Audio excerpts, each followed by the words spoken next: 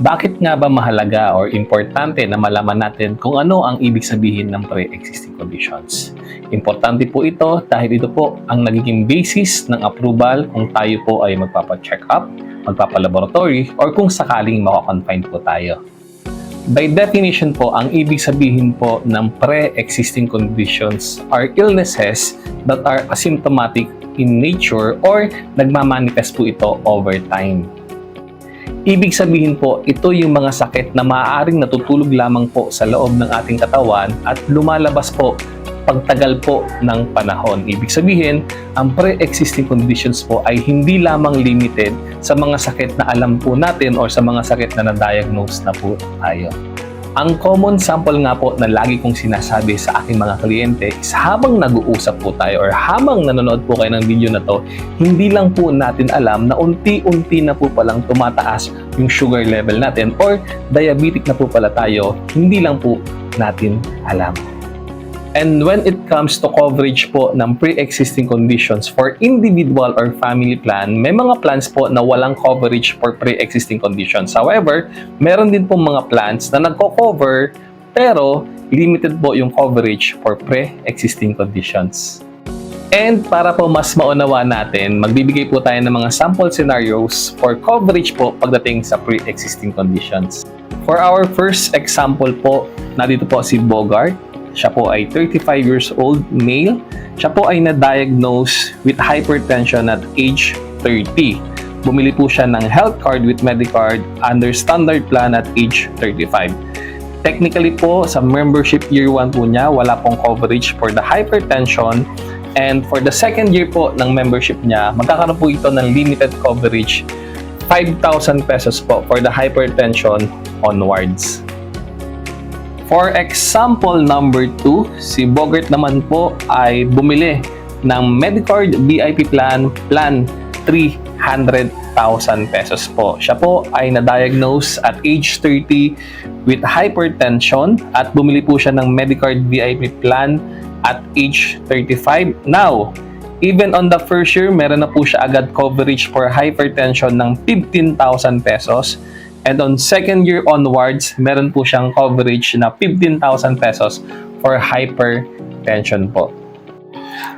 Now, for our example number 3, si Bogart po ay bumili ng Medicard standard plan po at age 30. Siya po ay na-diagnose at age 32 ng hypertension. Sa scenario po na ito, covered na po siya up to 100,000 pesos po. And on year 3 onwards, meron pa rin po siyang coverage na 100,000 pesos po for hypertension.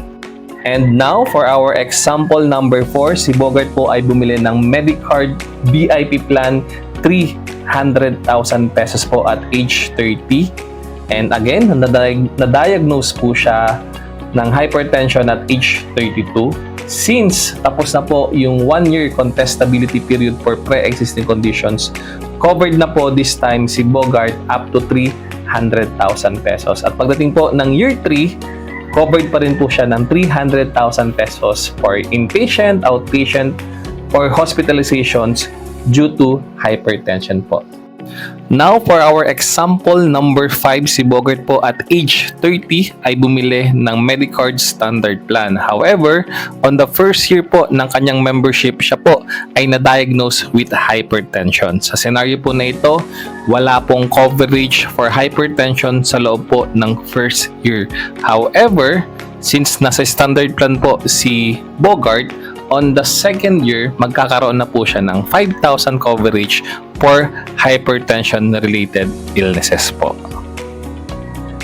Now, for our example number 6, si Bogart po ay bumili ng Medicard VIP plan 300,000 at age 30. Ngayon po, sa first year po nung kanyang membership, siya po ay na-diagnose with hypertension. Sa scenario po na ito, magkakaroon po siya ng coverage na 15,000 pesos.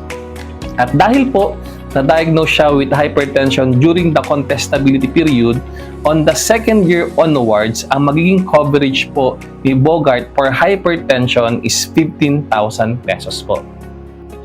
Very important po na malaman natin yung contestability period pagdating sa mga pre-existing conditions. Katulad po sa Medicard, meron pong 1-year contestability period. Ibig sabihin po, lahat po na matadiagnose or lalabas ng mga pre-existing conditions during the first year, magiging part po ito ng limited coverage under pre-existing conditions coverage.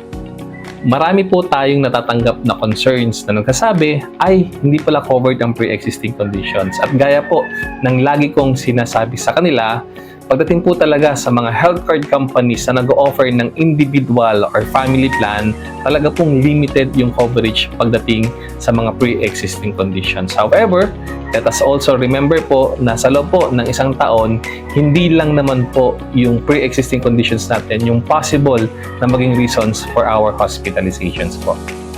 Remember, alam na po natin kung gaano kagastos ang magkaroon ng sakit due to our pre-existing conditions.